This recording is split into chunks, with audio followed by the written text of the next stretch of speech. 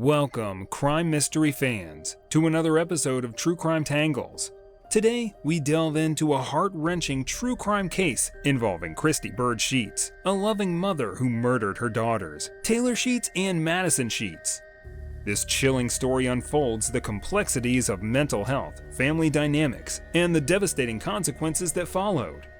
So, join us as we untangle the perplexing mystery and delve into the unsettling events surrounding this unthinkable tragedy. Christy Byrd Sheats was born on May 2, 1974, in Decatur, Alabama. She had a strong bond with her grandparents, especially her grandfather, whom she called Papa. Christy was a normal and outgoing person, well liked by those around her. While attending Austin High School, Christy crossed paths with Jason Ray Sheats, a young man who attended East Lawrence High School, located approximately 15 minutes away. He was born on June 24, 1971, and was a standout baseball player, celebrated by his coach, Don Smith. Jason and Christy soon started dating. Although Christy didn't complete high school, attending from 1989 to 1991, Jason graduated. Their love story eventually led to marriage, and they moved to Huntsville, where they welcomed their first child named Taylor Ashton Sheats on April 19, 1994. After a few years, the family moved to Coleman and had another baby girl, Madison Tyler Sheats, born on October 21, 1998.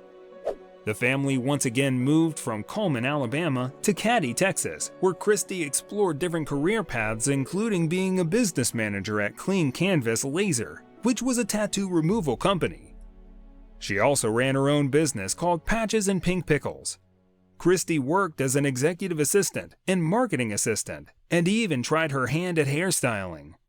However, she struggled to keep a job, while Jason was a laid-back dad. Christy was a strict and controlling mom, always keen on knowing her children's activities. Their eldest daughter, Taylor, graduated from Seven Lakes High School in 2012. She excelled in academics, being part of the National Honor Society and future healthcare professionals.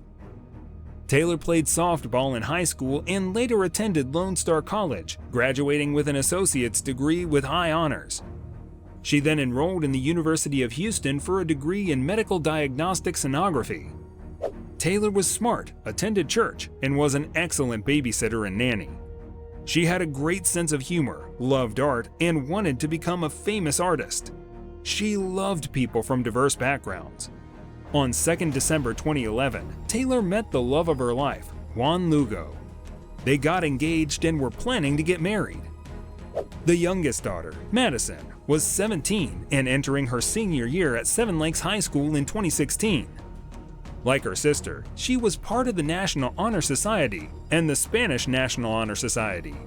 Madison loved volunteering, was a great babysitter and dog sitter, and enjoyed cooking breakfast. She was honest, loyal, and a dependable friend. However, she had no inkling of the dark fate that awaited her in the near future.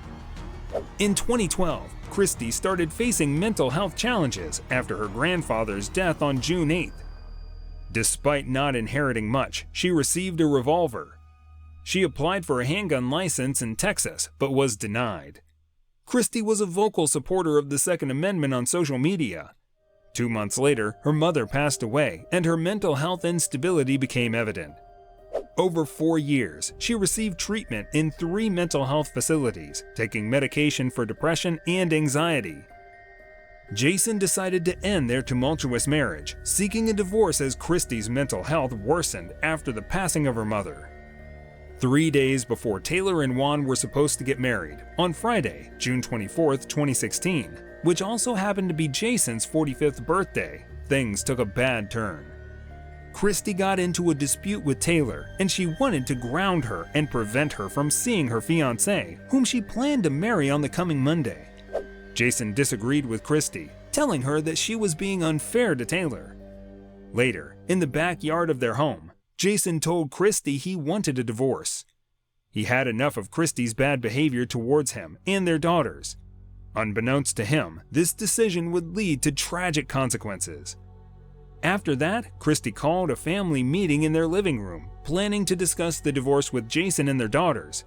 Instead, she pulled out a gun from the couch cushions, the one she had inherited from her grandfather 4 years ago. Chaos ensued as she pointed the gun at Jason, blaming him for her actions. During the confrontation, Taylor managed to call 911 while Christy continued threatening them with the gun. Jason tried to reason with her, but Christy insisted it was too late because of him. She started shooting, hitting both Taylor and Madison. Jason managed to get the girls behind the couch, and they ran out the front door.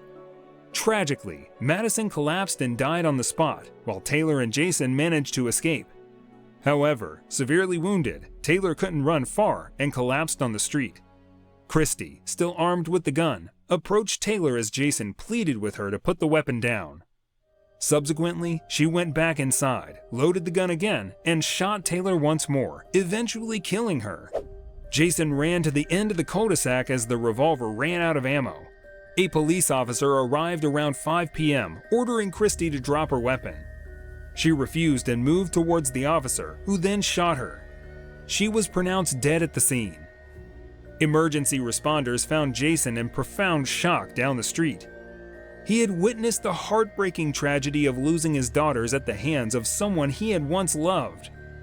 Following a thorough pathological investigation, it was determined that Madison Sheats had been shot once in the neck, and Taylor Sheats had sustained 3 gunshot wounds to the head and back.